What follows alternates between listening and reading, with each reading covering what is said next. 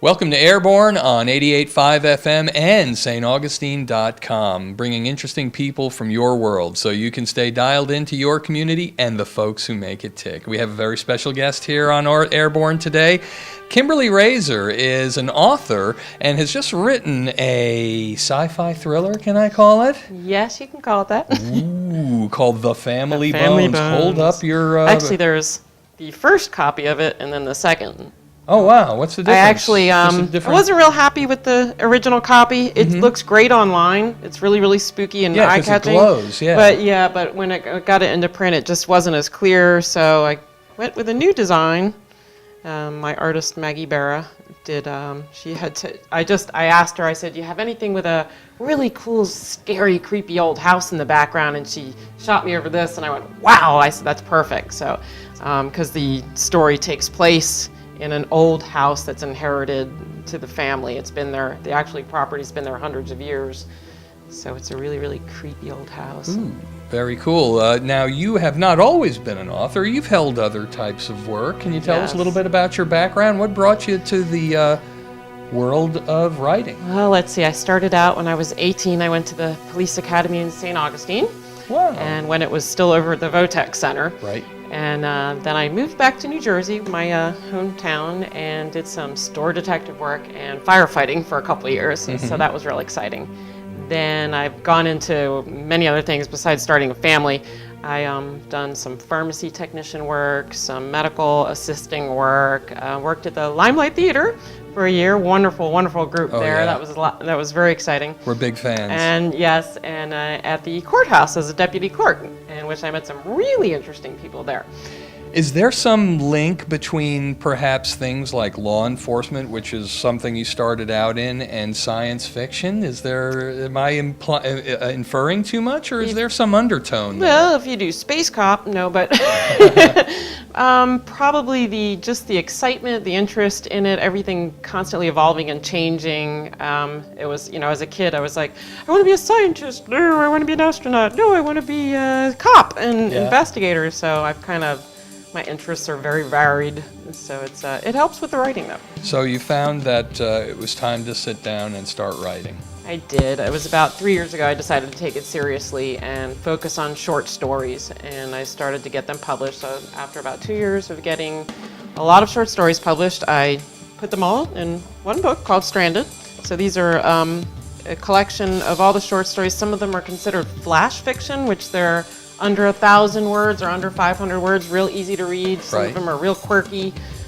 Some of them are sci-fi, some are thrillers, various genres, all very entertaining. Some are just plain silly. Yeah, and you're on Amazon.com. I am on Amazon.com. My books are found on BarnesandNoble.com, and there's actually this wonderful bookstore online called KimBooks.com. Has nothing to do with me, but it's just for promoting reading. And so they sell all of their books at basically cost what they purchase them, so you can save a lot of money ordering through them. Wow. What inspires you to write, and specifically, what inspired The Family Bones? The Family Bones started as a short story, and it was going to be a horror story, but I kind of shelved it for a few months and then pulled it back out, and it evolved into something completely different. And I've had a blast creating the characters, and there's 2 children involved in the story, a little boy and a little girl, Tara and Stephen Weaver's children. And I make sure not to forget about them during the story. There's a lot of intense moments with the children as well. Everybody gets separated at one point, but there's not that, when you're watching a movie and you're like, well, where are the kids during all this? So you don't have to go through that, because I let you know eventually where they are and what's going on. And they play a key role in the storyline.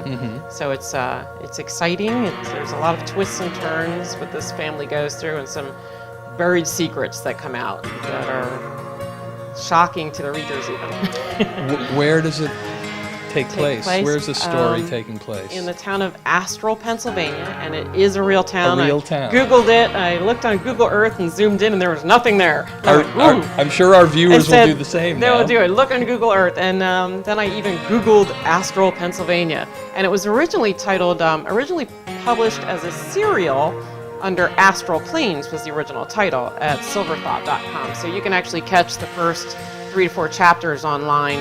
And I've actually got the ebook loaded online at goodbooks.com for free. So if anybody wants to check it out and see if it's something they'd be interested in, alongside of the reviews that you'll read. But I'm dying to visit Astral myself because it looks kind of creepy. No offense to the Astral people. No letters from the Astral people. We love you.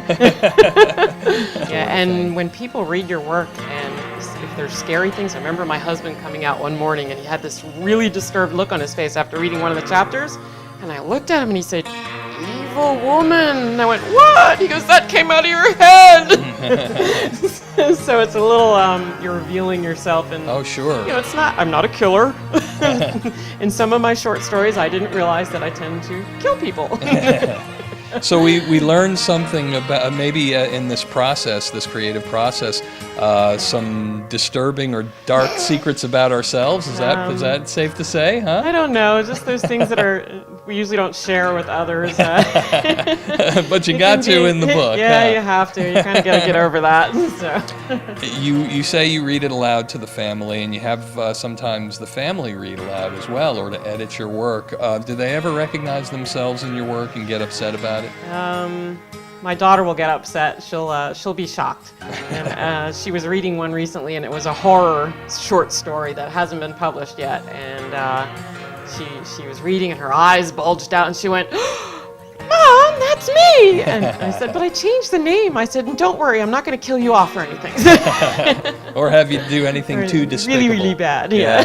Mm-hmm. You can go to my website, www.familybones.net, and I have my video trailers there that you'll probably see during this interview. Right. And other interviews that I've had, appearances, and just lots of little things. And if you're interested in a reviewer copy, you can contact me through the website. So people can check out your websites to Absolutely. learn more and keep abreast of all the work as it's being developed. That's true. Fantastic. Well, gosh, Kimberly Razor, thank you for coming Thank on you. It's been a Airborne lot and of fun. sharing us a little bit about the creative process and writing and that sort of thing. I'm sure you've inspired some of our viewers. I hope so. Hey, everybody. And thanks again. You've been Airborne with Matt Jeffs on staugustine.com and 88.5 FM, bringing interesting people from your world so you can stay dialed into your community and the folks who make it tick. See you next time, everybody.